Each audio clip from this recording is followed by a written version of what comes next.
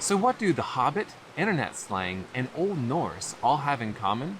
Well, for one thing, they all use a really goofy and poetic device called a kenning. So today on our Pulling Threads video, I'm going to be introducing you to the Prose Edda and sharing some of my favorite kennings from it. So stay tuned for some mind treasures. But first, what is a kenning? I would describe a kenning as a sort of roundabout or poetic way of renaming a noun. And that might sound strange or complicated, but if I were to say danger noodle, I think you would know right away what I was referring to. Well, maybe not, given that most of my viewers are over 65 years old. So, in internet slang, a danger noodle is another way of referring to a venomous snake, because you take these two unrelated terms, danger and noodle, and you combine them to pretty accurately describe a snake that's venomous. Other more obvious ones in modern English are things like cancer stick to describe a cigarette, or a couch potato to describe a lazy person.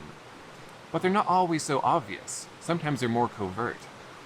For example, when I was in Germany, I was just tickled at their word for airport. It's Flughafen, which is literally flight haven. And I thought that was just the cutest thing, because they're describing it like a haven for a ship, and therefore the planes are ships flying through the air. And I was like, how cute. And it was a full 5 minutes before I realized that airport is the exact same thing. So there's some of the joy of learning about other languages. You get to see your own language in a different light. So Flughafen and airport are both kennings. You might also be familiar with some of the other delightful compound nouns that German comes up with. Things like their name for a bat, which they call Fledermaus, which is literally flutter mouse. Or more creepily, they have Fleischsalat, which is flesh salad, which is a mixture of bologna and mayonnaise and pickles, kind of like a tuna salad. So all of these are modern kennings, but Old Norse really loved kennings. And because of that, Tolkien, who loved all things Germanic, also really loved kennings. And he even used a lot of them in The Hobbit, where Bilbo cryptically refers to himself by a whole slew of kennings, things like barrel rider and ring wearer. Tolkien also started a society for the study of Old Norse texts, and he called that kolbitar, or coal biter, which is an old kenning for someone who is huddling so close to the fire that they're almost biting the coals. But today I'm going to share with you some of my favorite kennings from the Prose Edda. Now, if you're unfamiliar with the Prose Edda, it was put together by Snorri Sturluson, great name, and it is kind of a textbook for poetic forms and imagery. And as it's teaching about Old Norse poetry, it actually draws from and cites a lot of older Norse texts that we don't have anymore. And so it's become one of our main sources for Norse mythology, along with the Poetic Edda. It was a big inspiration for Tolkien as he built his universe, and C.S. Lewis said that the northernness found in the Poetic and the Prose Eddas captured his heart, and even led him to befriending his lifelong best friend, Arthur Greaves. But enough preamble, let's get to some more kennings. So throughout the Prose Edda, the authors describe things like ships as sea steeds, because you ride a ship through the sea like you would ride a horse. Or blood as raven's beer, because the ravens drink the blood after battles and whatnot. Stones they called fjord bones, which I thought was great. They also called your chest your thought land, because they believed that you thought with your heart. Your tongue they called your word meadow.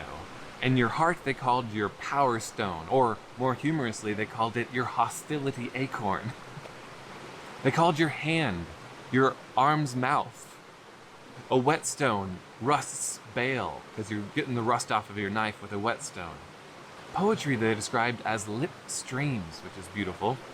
Battle they called politics of steel, or spear parliament. They called a generous person somebody who harms hoards, because they're getting rid of the gold that's in the hoard, and so they're harming it, which is great. And they had a beautiful kenning for the wind, like we're getting right now. They called it storm-twisted elm trouble. And I think that storm-twisted is a lovely enough image for wind, but to add elm trouble makes it even more beautiful. Or, my personal favorite, they called having a conference rubbing beards, because you're thinking and pondering while you're rubbing your beard. Fashing your beard, if you will. And you can even nest them together and have multiple kennings inside one another to describe one thing.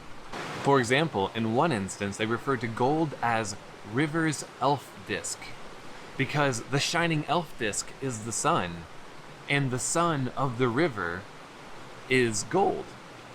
But how much cooler would it be to say that your ring is made out of River's elf disc than out of gold? Anyway, there are tons more of these beautiful things hidden in the pages of the Prose Edda. I got mine out of the Everyman's edition, and in it they actually tell you what the Kennings meant, which is very helpful. First they translate it literally, so you can guess at it maybe, and then they tell you in parentheses what the Kenning actually was meaning.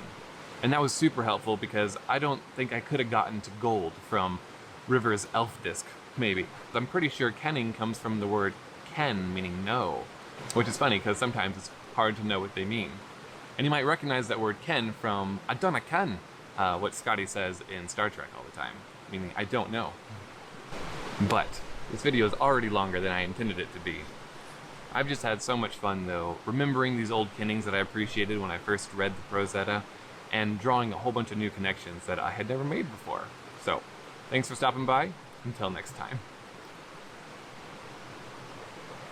Gotta figure out how to get off this boulder.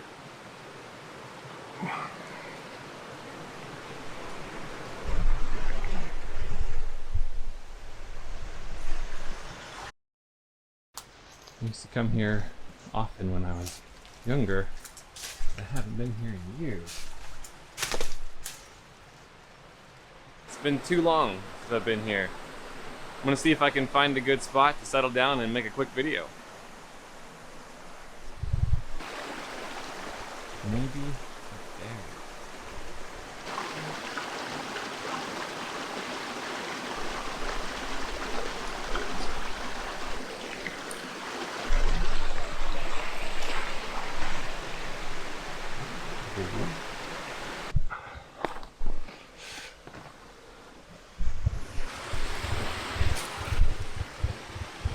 There's a hummingbird right above you. Oh, goodbye.